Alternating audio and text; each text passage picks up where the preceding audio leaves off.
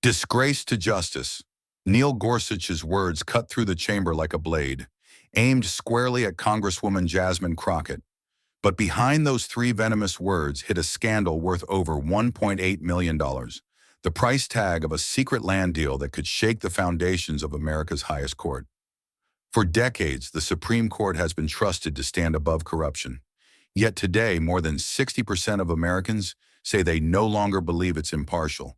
And at the center of that crisis sits Neil Gorsuch, a man accused of selling not just property, but the public's trust.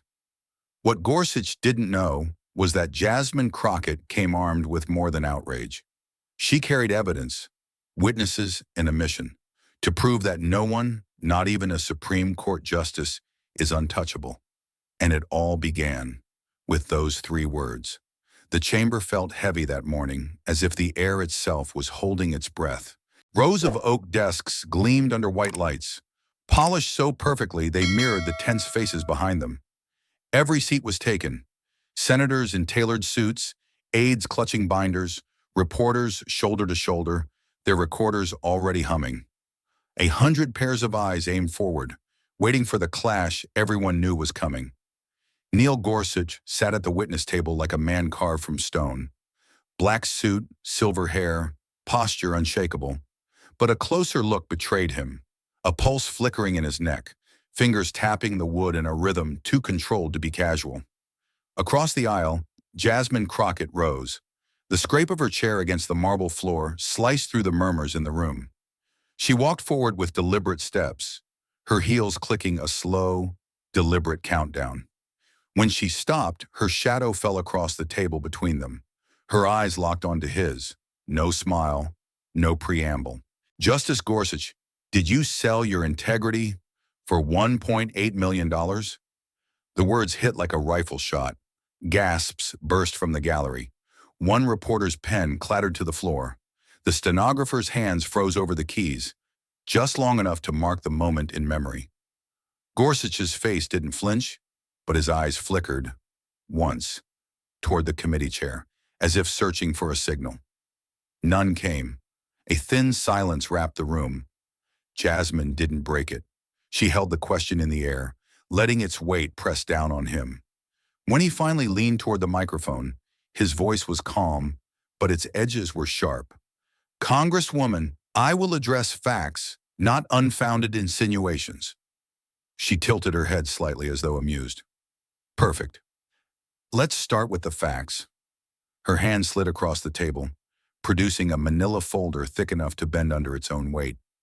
She opened it slowly, letting the rustle of paper fill the space. April 16th, she began. A Colorado property sells for $1.8 million. The seller, you. The buyer, Robert Greene, CEO of Greenberg Traurig, one of the most powerful law firms in the country, a firm that has argued, and will argue again, before your bench. Gorsuch's hands tightened, knuckles whitening against the polished wood. She didn't slow down. Did you disclose this buyer's identity in your financial filings? He hesitated. The sale was disclosed. There was no requirement. Her voice snapped through his like a whip. No requirement to be transparent with the American people. No requirement to avoid conflicts of interest. No requirement to protect the trust placed in this court. The murmurs in the room rose, thick with disbelief. Jasmine leaned forward, her voice lower now, but each word precise. Justice Gorsuch, this isn't about paperwork. This is about power, and whether those who hold it answer to the law or stand above it.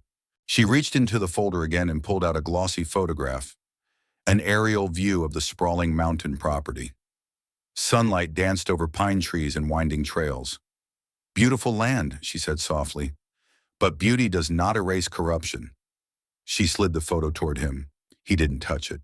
Next came a printed email, highlighted in yellow. She held it up for the cameras. An internal message between you and Mr. Greene, referencing, and I quote, a mutual understanding about favorable outcomes. The room erupted, reporters scribbling, shutters firing, whispers darting between rows. Gorsuch straightened in his chair. That is taken out of context, she cut in before he could breathe. The context is simple.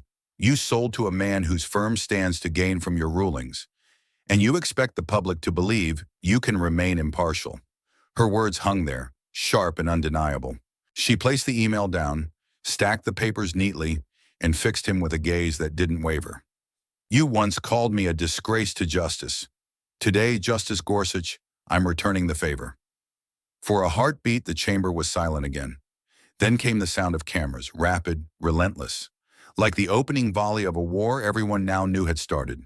The noise died down almost instantly, as if the room itself realized the two figures at the center had just drawn their lines in the sand.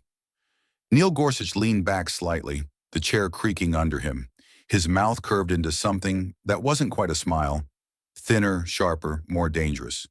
It was the kind of expression that didn't invite warmth, but instead warned of concealed blades. "Congresswoman Crockett," he said, voice low and deliberate, "I'm not here to play the villain in your little script." His words slithered into the air, calculated to wound, but they carried a faint tremor beneath the polish, like a blade held too tightly. Jasmine didn't blink. She didn't even glance at the reporters now leaning forward in their chairs, eager for her reply. She took a slow, measured step toward him, the faint click of her heel on marble sounding louder than it should have in the hushed chamber. Her gaze locked onto his, unblinking, unwavering, eyes that didn't merely meet his, but pierced through, searching for the crack in his armor. "You think this is a script?"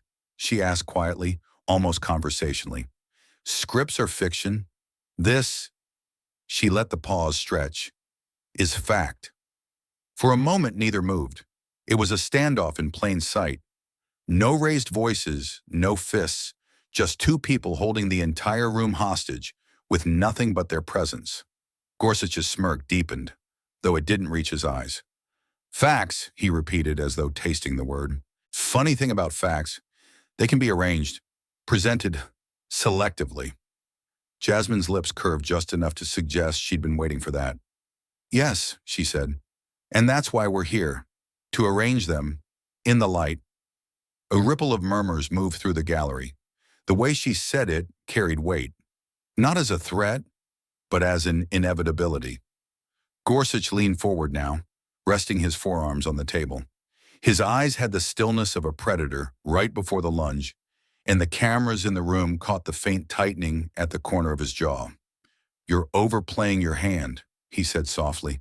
"And in this game, Congresswoman, there are consequences." Jasmine didn't flinch. She tilted her head slightly as though studying a specimen under glass. "The only consequences I'm interested in," she said, "are the ones that follow the truth." Her tone was steady, but there was steel beneath it. The kind forged in fights that had nothing to do with politics and everything to do with survival. One of the aides behind Gorsuch shifted uncomfortably, glancing at the chairman as if to signal a need to intervene. The chairman remained still, his eyes darting between the two like a referee in a match far beyond his control. Gorsuch straightened again, letting the silence draw tight.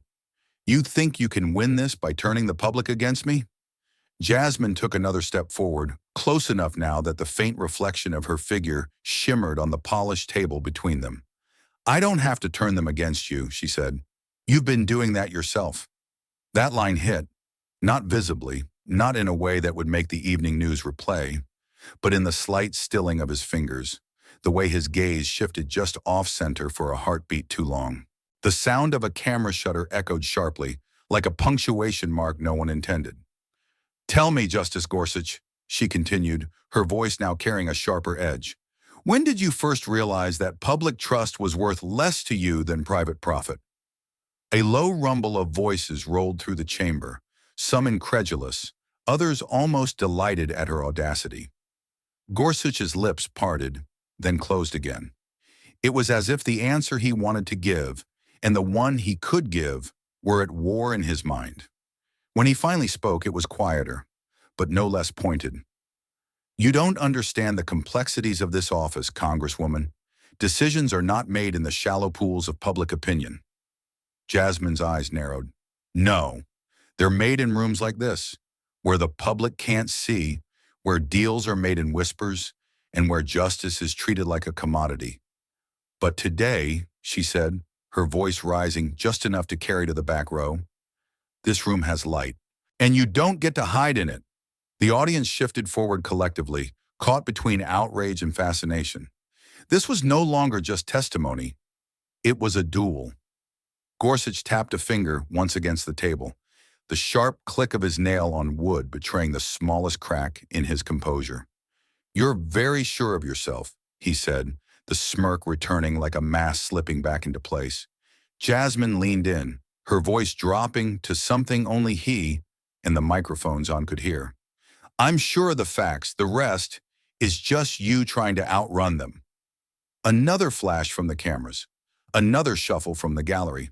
The tension was a live current now, humming through every person in the chamber. Gorsuch broke eye contact first, glancing down at the papers in front of him. The same ones Jasmine had already begun to dismantle.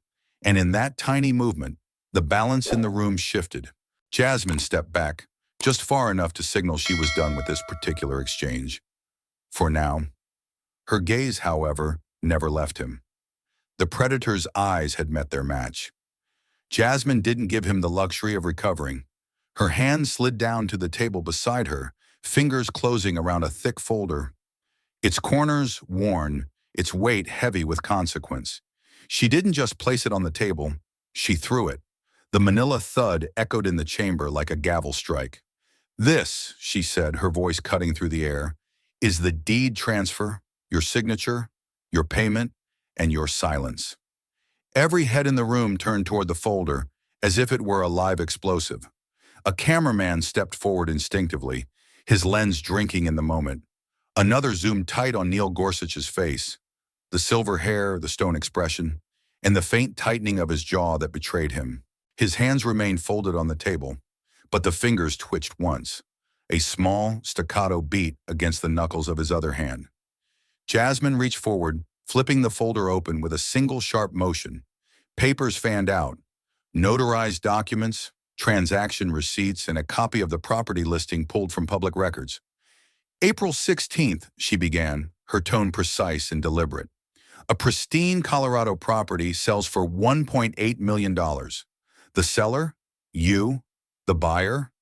Robert Greene, CEO of Greenberg Traurig, one of the most powerful law firms in this country. A firm that has argued and will argue again in your courtroom." Her eyes flicked up from the page, pinning him to his seat. "And yet, not a whisper of his name appears in your public financial disclosure." Gorsuch's gaze didn't waver, but the muscle along his cheek flexed once. "There was no requirement to—" She sliced through his words before they could form into a defense. "No requirement to tell the truth? No requirement to avoid even the appearance of corruption? No requirement to protect the very trust your position depends on?" Gasps rose from the gallery. Reporters scribbled furiously. The sound of clicking shutters rolled like distant thunder. Jasmine didn't give him room to breathe. She pulled another sheet from the stack, a wire transfer confirmation, the numbers printed in bold black ink. "This," she said, holding it high enough for the cameras to catch, "is the money. $1.8 million. Transferred. Cleared. Quietly buried." The chairman shifted in his seat, but didn't interrupt. The gravity in the room belonged entirely to her now. Gorsuch's lips parted, then pressed shut again. "Do you know what happens," Jasmine continued, her voice lowering into something sharper, "when 62% of the American people believe the Supreme Court is politically compromised? They stop believing in the law at all. They stop believing in you." Her words fell like hammer blows. Each one landed, deliberate and heavy. She stepped closer, the folder still in her hand, and let the next document drop onto the table between them. The sound was louder than it should have been, a slap of paper against polished wood. An internal memo, highlighted. "From you," she said, "to Robert Greene, and I quote, 'I trust this will work to our mutual advantage.'" The room erupted in a wave of noise. Whispers, sharp intakes of breath, camera shutters firing so rapidly it sounded like gunfire. Gorsuch's head turned slightly toward the chairman, as if seeking an out, but the chairman's eyes stayed fixed on the folder. "You can tell me it's out of context," Jasmine said, "but the context is plain. You sold to a man whose firm stands to gain from your rulings, and you didn't tell the public. That's not just negligence, Justice Gorsuch. That's betrayal. For the first time, his expression shifted, not into anger, but into something colder, calculating. His eyes narrowed, a flicker of something unreadable passing through them. Jasmine leaned down, just enough so their eyes were level. Her voice dropped to a near whisper, but the microphones caught every syllable. Do you know what they call it when a judge takes money from someone with business before his court? She paused. Where I come from, they call it a bribe. A collective inhale swept the room. Even the stenographer's hands froze for a moment. She straightened again, letting the silence wrap around them like a noose. You called me a disgrace to justice, she said finally. But today, Justice Gorsuch, the evidence says otherwise. Today, the disgrace sits in your chair. The last page came from the folder. A photo of the property itself, framed in the morning sun, pine trees casting long shadows across untouched snow. She slid it toward him. Beautiful, she said softly, but beauty doesn't cleanse corruption. Gorsuch didn't touch the photo, didn't speak. The camera flashes reflected in his eyes, each one capturing the image of a man no longer in control of the room. Jasmine closed the folder, her hand firm on the cover, as if sealing the weight of what had just been revealed. She didn't look away from him as she stepped back, her heels clicking in the silence. The chamber had shifted. Everyone could feel it. The balance of power tilting, the air heavier than when the hearing began. And Neil Gorsuch knew it too. His palms pressed flat against the polished wood, the motion deliberate, controlled. He leaned forward, the overhead lights casting sharp planes across his face. When he spoke, his tone was low, but every syllable was honed like a scalpel. These accusations, he said, pausing just long enough to let the words hang, are baseless, and they are driven by political motives. Yaru, the chamber absorbed his statement in silence. The kind of silence that wasn't agreement. It was assessment. Eyes darted between the two of them like spectators in a prize fight, waiting to see who would throw the next punch. Jasmine's head tilted slightly, a faint, humorless smile curling her lips.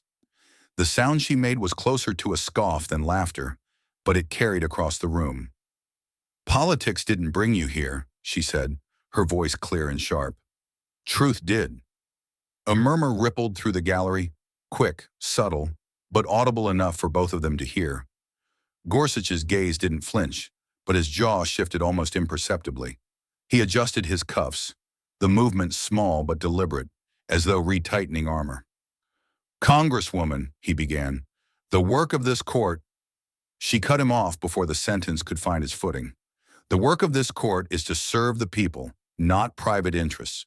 But here you sit, defending secrecy with the same breath you use to claim impartiality.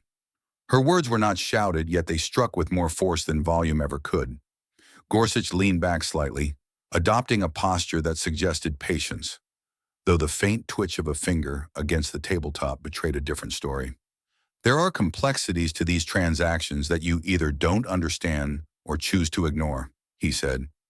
Jasmine's expression hardened.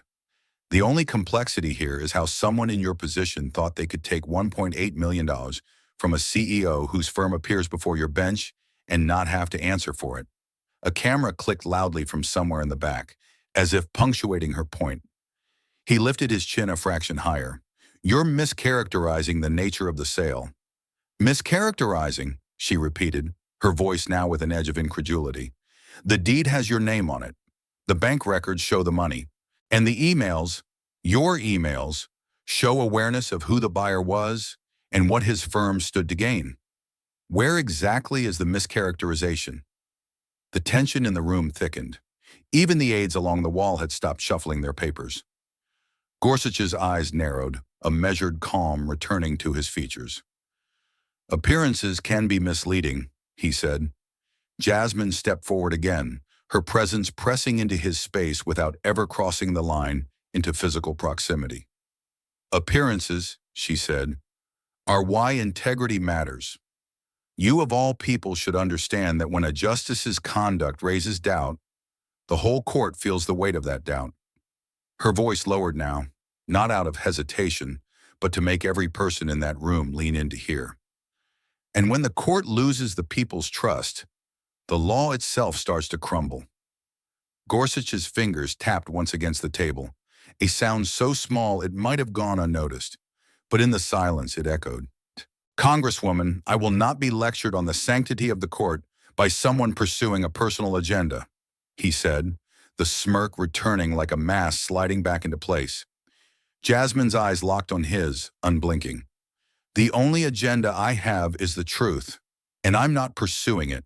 I'm holding it in my hand. Her words landed like a closing argument, but the trial wasn't over. She reached for another paper from her folder. Not to present it just yet, but to let him see it, to let him wonder which piece of his carefully guarded narrative she was about to dismantle next. Gorsuch glanced down at the page and then back at her, his lips parting as if to speak, but no words came. Baseless accusations? She said finally, breaking the stalemate. If that's the story you want to tell, be my guest.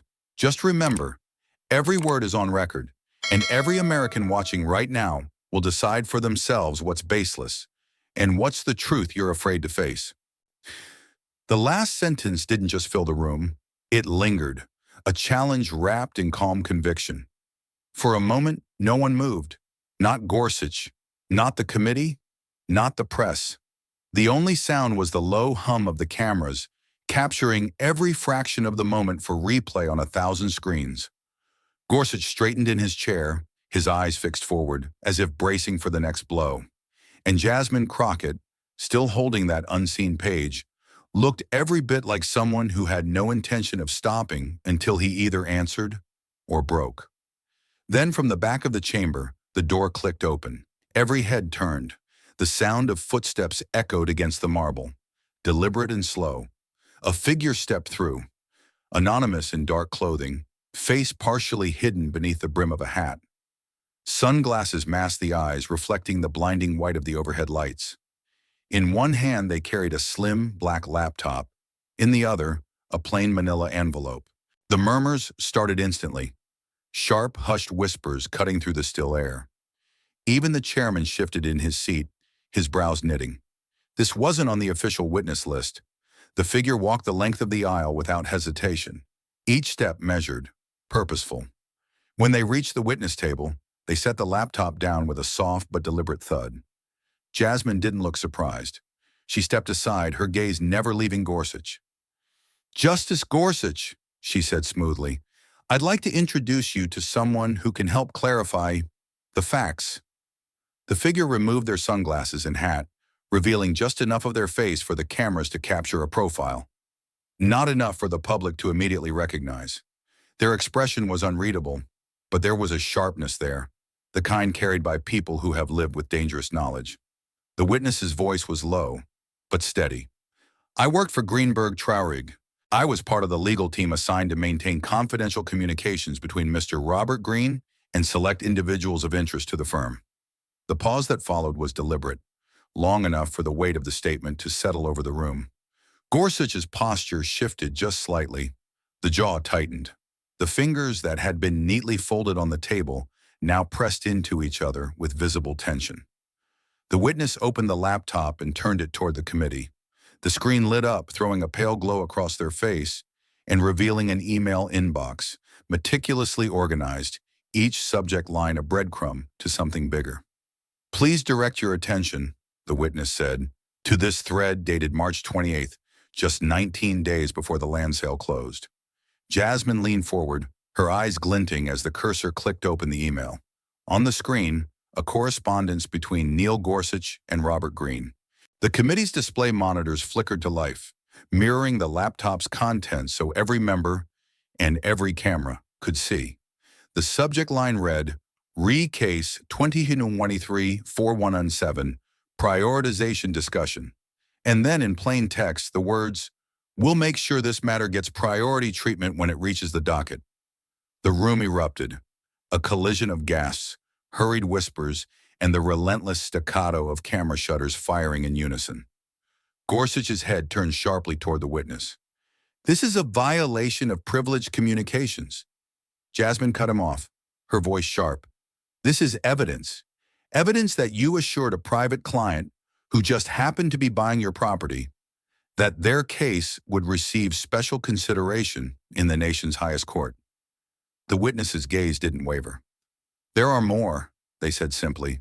Messages, meeting notes, draft memos, all documenting an arrangement that undermines the impartiality of the court. Worm. The chairman leaned forward, his voice a low rumble.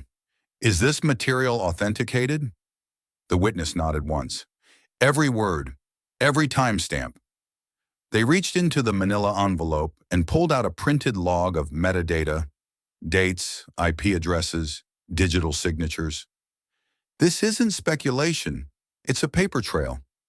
Jasmine stepped closer to the table, her hands resting lightly on its edge. Justice Gorsuch, would you like to explain why your name appears on this correspondence? Gorsuch's voice, when it came, was lower than before, strained but still trying to hold ground. You're reading this out of context. The term priority treatment refers to scheduling efficiency, not favoritism. The witness interrupted, their tone cutting but calm. Then why, they asked, is it followed by an attached memo from your clerk outlining how this specific case could bypass the usual review queue? The tension in the chamber was almost physical now, pressing in from every side. Reporters were already typing furiously, headlines forming in real time. Supreme Court Justice promises favor to law firm CEO buyer. Jasmine didn't let the moment breathe. You called these accusations political. You said they were baseless. Now the American people are looking at your words, your emails, your arrangements. That's not politics, Justice Gorsuch. That's corruption with a return address. The witness pushed the laptop slightly forward, letting the committee see the full thread. Follow-up messages, calendar invites, even a casual line from Gorsuch reading, "I'll see you at the ranch when this is wrapped up." Jasmine's voice lowered, becoming almost conversational again, the kind of tone that was somehow more dangerous than a shout. A ranch paid for by the same man who wanted priority treatment. You see how that looks, don't you? Gorsuch didn't answer. His eyes were on the laptop screen, but his focus seemed far away, as though calculating the size of the hole he was standing in. The witness leaned back in their chair, folding their arms. That's all I have for now, they said, but I'm happy to provide the rest under oath. Jasmine turned back to the committee, her expression steady. Mr. Chairman, I'd request that the witness's full digital records be entered into evidence immediately. The chairman's gavel came down. 1, 2, 3 sharp strikes. So ordered. The sound echoed through the chamber, sealing the moment in the record. Gorsuch's gaze flicked toward the cameras, just for a heartbeat. And in that flicker was the realization that this wasn't just a hearing anymore. It was the beginning of his public reckoning. Jasmine didn't waste a breath. She pulled the printed email from the evidence pile, holding it high enough for every camera in the room to catch the official header, date, time, sender, recipient. Then she began to read, slowly. Each word was deliberate, each pause intentional, leaving the silence in between to work like the twisting of a knife. Will, she looked up at him, that's you. A beat. Make sure this matter gets... Another pause, her gaze steady, letting the implication sharpen. Priority treatment when it reaches the docket. The last phrase landed with a weight that seemed to pull the air out of the room. She let the paper drift back to the table, but her eyes stayed on him. Justice Gorsuch, she said softly, would you like me to read it again? Or do you remember writing it? A faint sheen of sweat had begun to gather at his hairline. It caught the overhead light, a subtle betrayal of the composure he had been clinging to. He didn't answer. His hand, resting on the table, tightened around a black fountain pen until the knuckles whitened. Jasmine glanced down at the pen, then back at him. Careful, she murmured. You might break it. The remark drew a ripple of suppressed laughter from somewhere in the gallery. Not enough to break decorum, but enough to make Gorsuch's jaw tighten further. She reached for another page. Let's move to the follow-up email. Same thread, same people. Her voice shifted, a touch sharper. I'll ensure this bypasses the standard review queue. Her eyes lifted to meet his. Would you like to tell us what that means? Gorsuch cleared his throat. It's administrative language. It is an agreement to bend procedure, she cut in, to move one case ahead of hundreds of others waiting for their turn. And the beneficiary of that shortcut just happened to be buying your property at the time. He tried again. You're taking... I'm taking your word, she said, exactly as you wrote them. Nothing more. Nothing less. The tension was a living thing now, stretching between them like a drawn bowstring. Jasmine took a step closer, placing the printed email in front of him. Read it aloud, she said. Gorsuch blinked. Excuse me?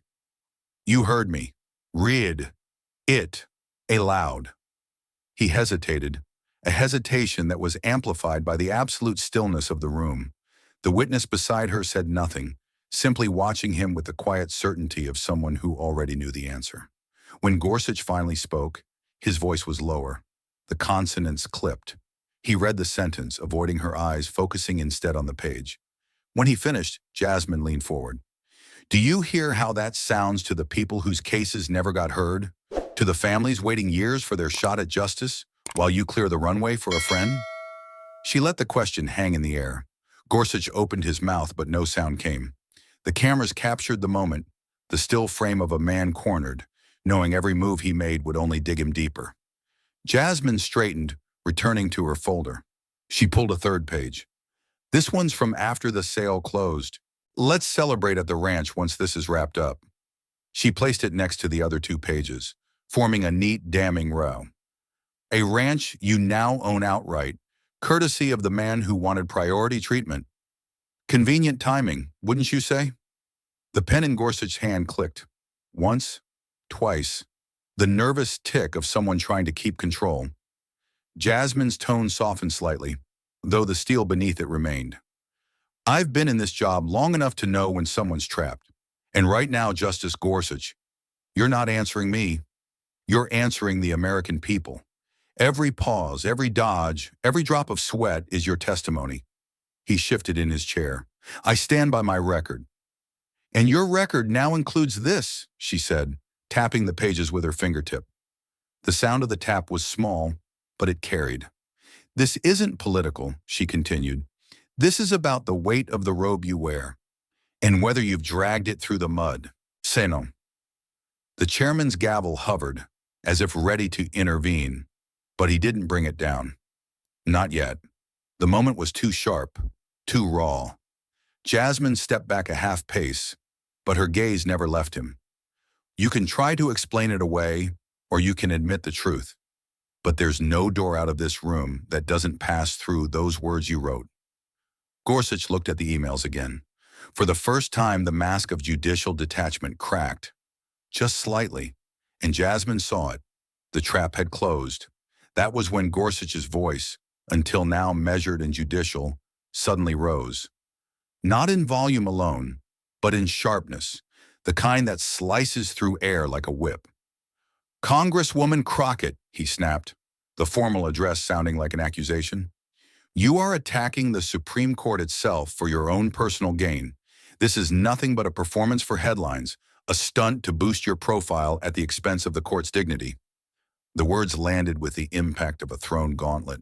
Gasps erupted from the back rows, followed by the electric hiss of murmured reactions. The sound of camera shutters intensified, each flash catching the flare of color in Gorsuch's cheeks. Jasmine didn't move. Her gaze stayed fixed on him, the kind of look that doesn't just meet an opponent, it reads them. Slowly, deliberately, she leaned toward the microphone. I'm attacking lies, she said, her voice cool as steel. Not the court. The room went still again, as though her words had vacuumed the air out of it. Gorsuch leaned back, a thin smile returning to his face like a mask hastily reapplied. Lies, he said. You call documented property sales and legal communications lies? You call the lawful exercise of my rights a scandal? Jasmine's eyebrows arched slightly, but she didn't give him the satisfaction of a quick answer. Instead, she reached into her folder, withdrew a single page, and held it between two fingers.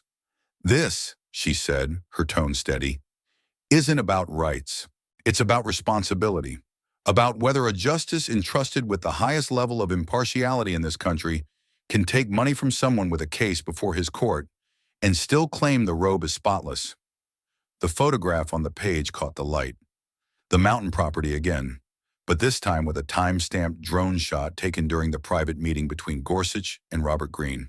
She set it on the table in front of him. That meeting took place 3 days before your email promising priority treatment. Coincidence? Gorsuch's jaw flexed. That is an insinuation. It's a timeline, she cut in. One the American people can see for themselves. The gallery buzzed again. A few reporters leaned so far over the rail that security had to step closer. Gorsuch's voice climbed higher, the polished cadence fraying at the edges. You are endangering the public's faith in the court. Jasmine didn't raise her own voice. She didn't have to. Public faith isn't endangered by the truth, Justice Gorsuch. It's endangered by what happens when the truth is hidden. Her words were measured, but they carried the weight of an unshakable conviction. He tried to laugh, a short, brittle sound, and shook his head. You're enjoying this, aren't you?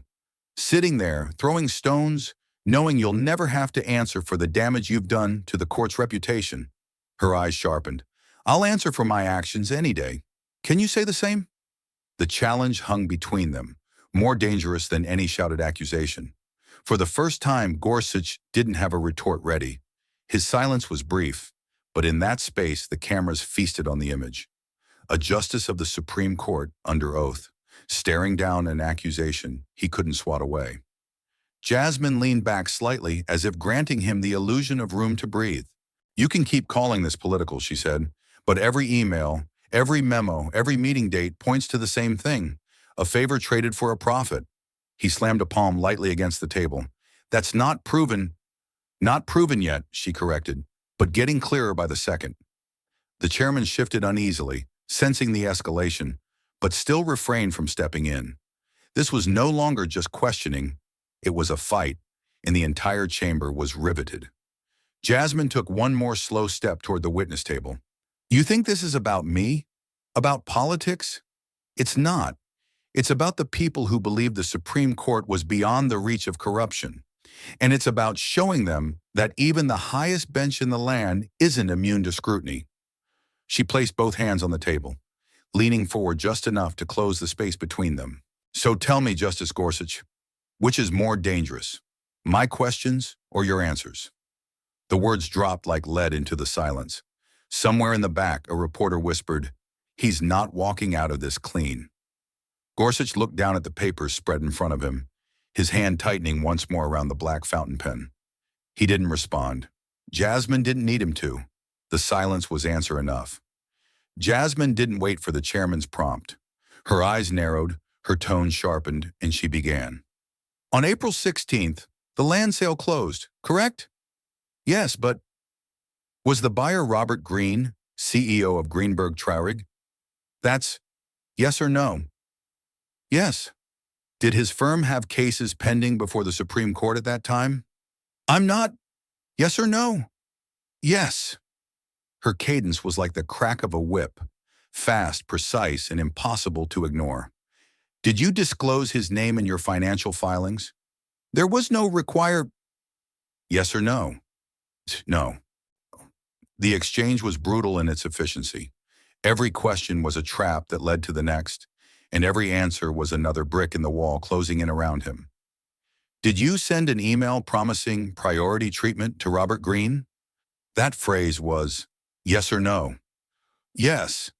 Cameras clicked in rapid succession, capturing the tightening lines in his face, the faint tremor in his hand. Did you meet him at the ranch 3 days before that email was sent? That meeting? Yes or no? Yes. By now, the murmurs in the gallery had turned into a low, rolling hum. Even the chairman had stopped looking down at his notes, his gaze fixed on the exchange like everyone else's. Gorsuch tried to steady his voice. Congresswoman, you're oversimplifying. Oversimplifying or removing the excuses, she snapped back, because what I see is a straight line. Meeting, email, sale, promise. He blinked, visibly thrown off his rhythm. She didn't give him a chance to recover. Have you ever recused yourself from a case involving Greenberg Traurig? Yes or no? No. Do you believe it's acceptable for a justice to accept a multi-million-dollar payment from someone with active cases before his court? That's a mischaracter. Yes or no? He hesitated. The pause was loud enough to hear. No. The trap was now airtight. Every answer he gave was either an admission or contradiction. Her voice stayed calm, but the pace was unrelenting. Then why did you do it? Why, Justice Gorsuch? The room was silent except for the sound of his shallow inhale. That's a private matter. No, it's a public matter, she said, cutting him off with precision. It became public the moment you took that seat and swore to uphold impartial justice. She took one step closer, the click of her heel echoing against the marble. How many times have you met privately with Robert Greene in the last 2 years? I'm not sure. 2? 5? 10? I'd have to check. Is that a yes to more than once? Yes. Another ripple of whispers from the gallery. She leaned over the table now, her voice dropping but still audible in every corner of the chamber. Justice Gorsuch, this isn't cross-examination. This is a pattern of behavior, and the American people are watching you confirm it with your own words. He shook his head, trying to gather himself. You're twisting. I'm quoting, she said. Your emails, your meetings, your omissions. For the next several minutes, the rhythm didn't break. Each question chipped away at his defense. Dates, locations, witnesses, amounts. She interrupted every attempt at deflection, forcing him into the narrow corridor of yes or no answers. By the 12th minute, the flush had spread down his neck. By the 15th, the fountain pen in his hand had left a faint black mark on his fingers from his grip. And by the 20th minute, his responses had shrunk to a single pattern: short, flat acknowledgments, the voice of a man who had run out of new explanations. Jasmine let the silence return after her final question, holding it just long enough for the weight to settle. Then she straightened, placing her notes neatly on the table. The hearing room seemed to exhale all at once. A collective recognition that they had just witnessed something rare. A man of immense power stripped down, piece by piece, in real time. Gorsuch didn't look up from the table. The cameras caught him there, shoulders stiff, pen still clenched. While Jasmine turned back toward the committee, her expression unreadable, but her control of the room absolute. And the worst part for him? Everyone knew she wasn't finished. Jasmine's hand moved with deliberate calm toward the laptop the anonymous witness had left on the table. She tapped the touchpad once, and the monitors behind her flickered to life. The committee room darkened slightly as the blinds were drawn halfway.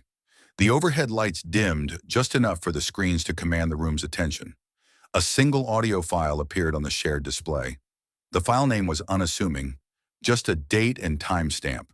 But the tension it carried was visible in the way the audience leaned forward, as if the air itself had shifted. Jasmine's voice cut through the expectant silence. This, she said, is a recording taken during a private meeting between Justice Gorsuch and Robert Greene. The chain of custody has been verified, the source authenticated, and the contents, well, you'll hear them for yourself. She clicked play. At first, only the faint rustle of movement could be heard. Chairs shifting, glasses clinking. Then came the voice. Gorsuch, we'll make sure they win the case. 5 words. That was all it took. The chamber erupted. Gasps, shocked exclamations, the sharp chatter of whispers colliding from every corner. The press gallery came alive in a staccato storm of camera shutters, each flash searing the moment into permanence. The chairman's gavel struck twice, but the noise didn't subside right away. It couldn't. Gorsuch sat frozen, eyes fixed on the screen, as though sheer willpower might erase what everyone had just heard. His hand, the one that had gripped the fountain pen all morning, now rested motionless on the table, fingers slightly curled. Jasmine paused the recording, letting the silence swell again. That's your voice, isn't it, Justice Gorsuch? He cleared his throat. It's similar to my voice, but yes or no, she pressed. His eyes narrowed. Yes. A murmur swept through the gallery again, like a tide turning. Would you care to explain, Jasmine continued, why a sitting justice of the Supreme Court would say, in a private conversation, that he would make sure a specific party wins their case? That's taken entirely out of context. She raised a hand to cut him off. We've already covered your definition of context. What the American people just heard was a promise from a justice to influence the outcome of a case. That is not scheduling language. That is not administrative shorthand.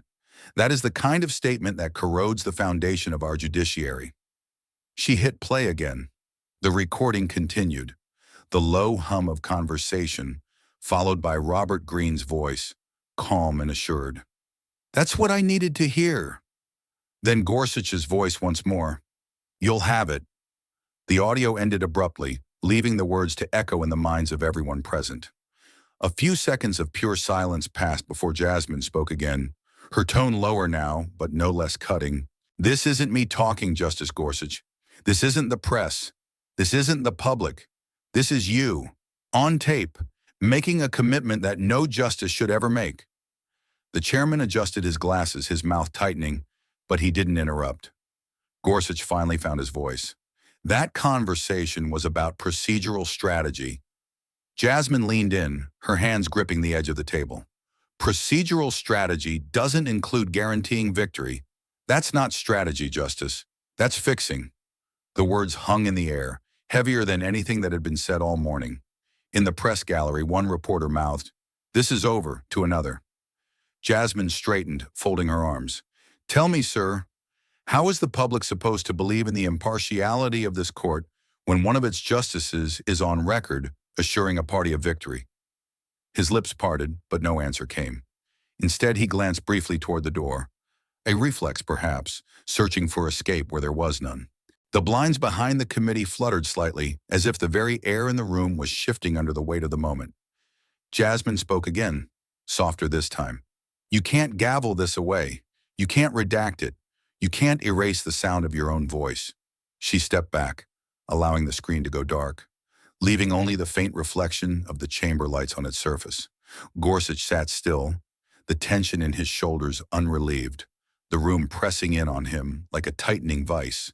And though the chairman eventually banged the gavel to restore order, everyone in that chamber, and everyone watching across the country, knew the damage had been done. The second shock had landed, and it was lethal. The weight of the recording still hung in the air like a lingering echo. Every eye in the room was fixed on Neil Gorsuch, waiting to see whether he would fight back or fold. He adjusted the stack of papers in front of him, a small, almost compulsive movement, then leaned toward the microphone. His voice was quieter now, stripped of the earlier bluster, but there was a sharpness beneath it, the edge of a man cornered. I never had any direct discussion about ensuring a specific outcome, he began. Jasmine's eyebrows rose ever so slightly. Never? That is correct, he said, with more force, as if volume could cement the claim. It was then, perhaps out of reflex, perhaps out of arrogance, that he kept talking. What I meant in that meeting with Robert Greene was that their case had been reviewed in advance, and I knew it would pass the threshold without significant challenge. A sharp murmur swept through the room. Reporters froze mid-keystroke, then began typing again in a frenzy. Jasmine's eyes narrowed. She didn't speak immediately. She let the tension coil tighter, the pause stretching just long enough for the trap to close. Mr. Chairman, she said finally, her voice steady but carrying an unmistakable edge. Please have the record reflect that Justice Gorsuch has just confirmed prior knowledge of a case outcome before formal deliberations. The stenographer's fingers clattered over the keys, the moment etched into the official transcript. That, she added, turning her gaze back to him, directly contradicts your sworn testimony from May 12th, in which you stated, and I quote, "At no point prior to a ruling have I known with certainty the result of a pending case." The room erupted, a collective gasp, a chorus of low whispers. The chairman's gavel struck once, but the energy was too high to subside immediately. Gorsuch's eyes flickered, the calculation in them plain. You're twisting. Jasmine didn't let him finish. No, I'm reading. Your words then, your words now. They cannot both be true. The air was electric. The witness from earlier leaned slightly forward in their seat, watching as if they knew the kill shot had just been fired. Gorsuch opened his mouth again, his voice a touch faster now. When I said past the threshold, I meant in the procedural sense, not in terms of In your sworn testimony, Jasmine interrupted, you made no such qualification. You didn't say procedural threshold. You said no point prior to a ruling. Those are your words. Today you told us you already knew it would pass without significant challenge. That's certainty, Justice Gorsuch, and that certainty is what you denied under oath. For a moment his lips pressed into a thin, bloodless line. He glanced toward his counsel seated at the side, but they gave no signal. There was nothing to give.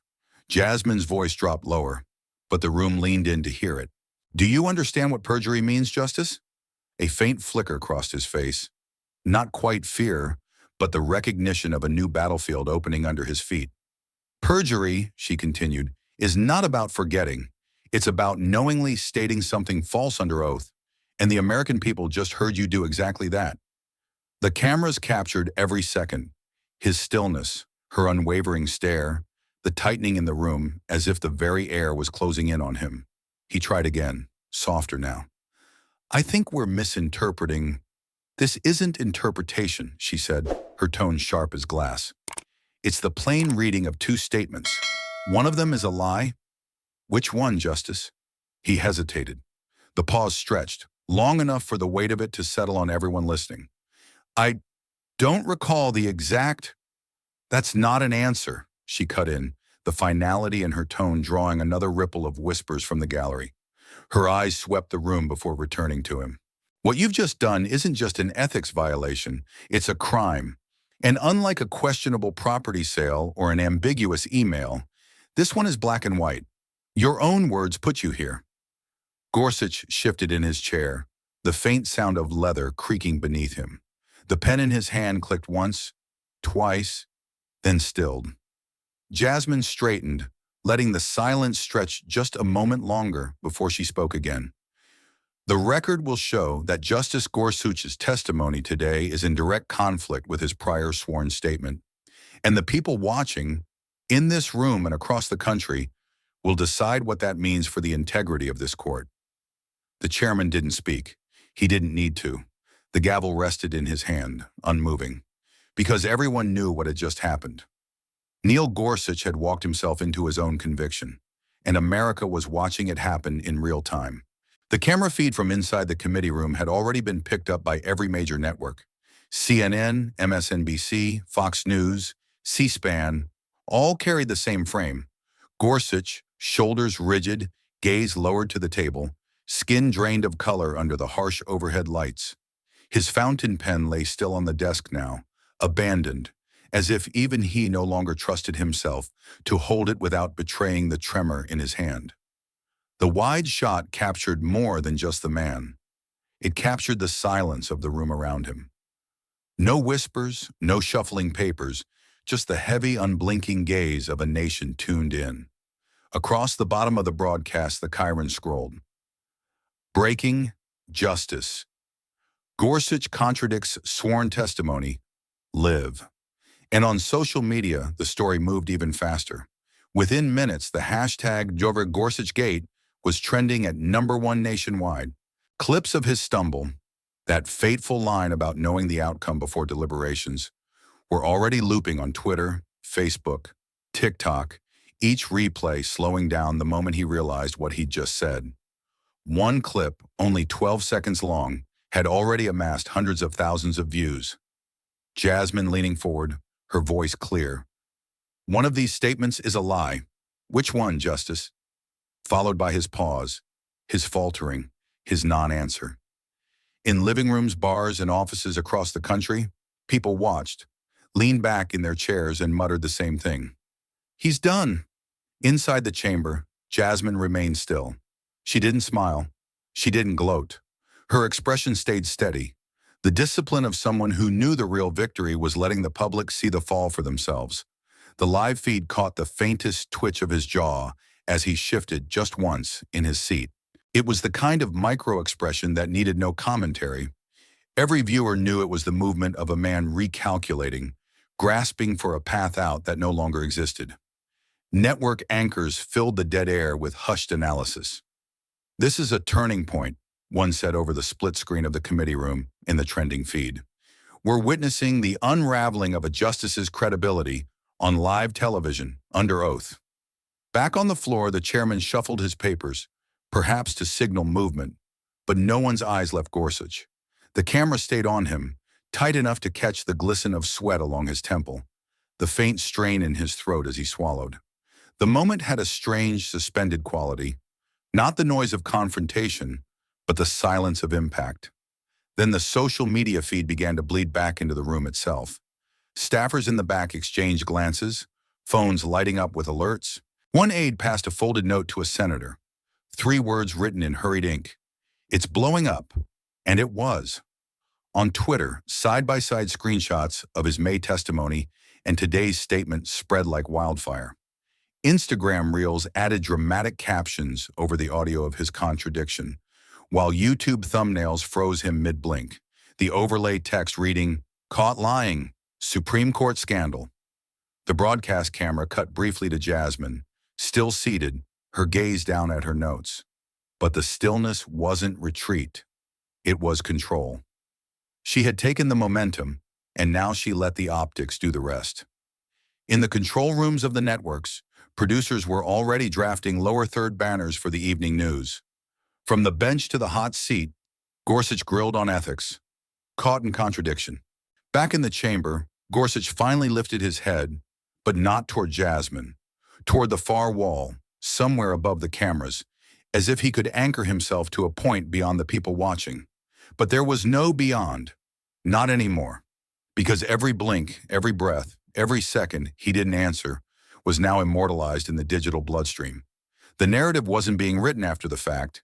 It was unfolding live, shaped by millions of simultaneous reactions. And for Neil Gorsuch, the most damning part wasn't just that Jasmine had cornered him with evidence. It was that the court of public opinion had already reached its verdict. He hadn't just lost control of the room, he'd lost the country. The chairman's voice was faint in the background, procedural and distant. The gavel struck once, twice, but the sound no longer mattered. The hearing was over in every way that counted. Jasmine Crockett gathered her notes without haste.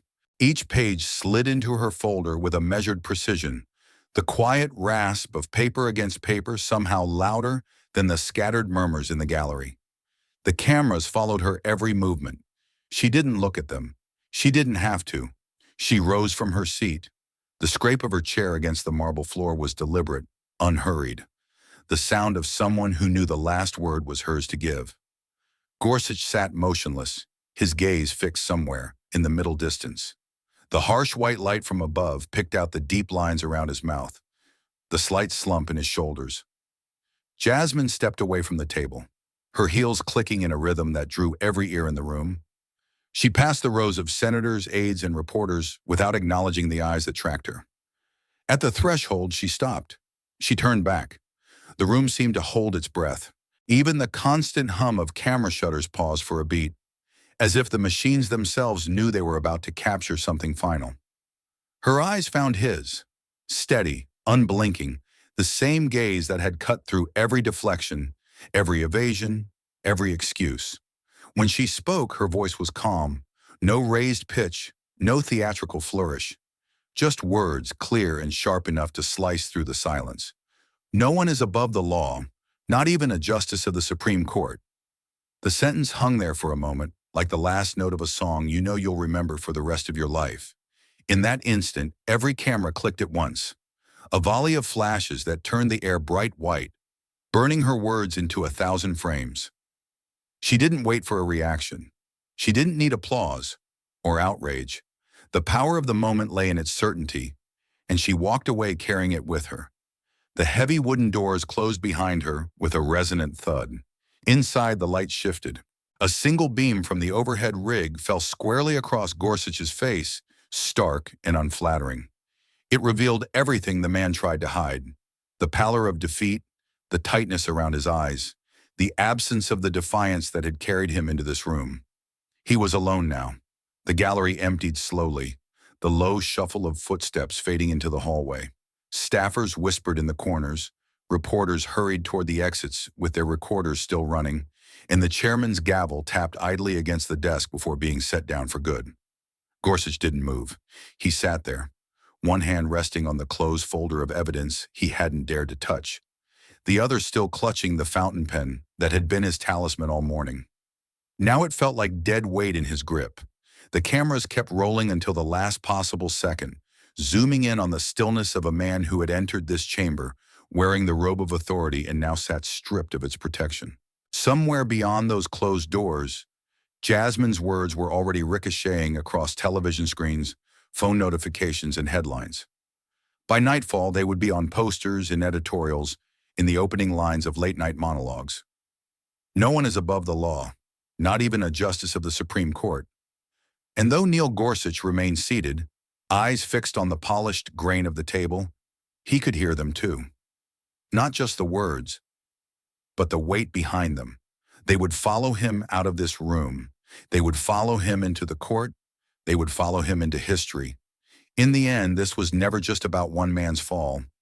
It was about the truth that power without accountability is a danger to all. Justice is not a title, nor a seat, nor a robe. It is the daily choice to uphold what is right, even when it is costly. We are all stewards of that choice. And if one voice can stand against corruption, then many voices together can guard the law, protect the powerless, and remind the world that integrity is the highest form of strength. If this story shook you, don't just move on. Let it sit. Pass it forward. Talk about it. Like, comment, and send it to someone who still believes the law should protect people, not power. Subscribe to Harrison Stories, where truth gets the last word and no shadow hides forever. Hit the bell, because the next reckoning won't be quiet. It's unflinching, and it might just change the way you see justice. This is a fictional dramatization, inspired by real corruption and real courage. Any resemblance to actual people or events is coincidental, or a mirror held up for reflection and accountability. Thank you for watching. Justice isn't a gift, it's a fight. This is Harrison Stories,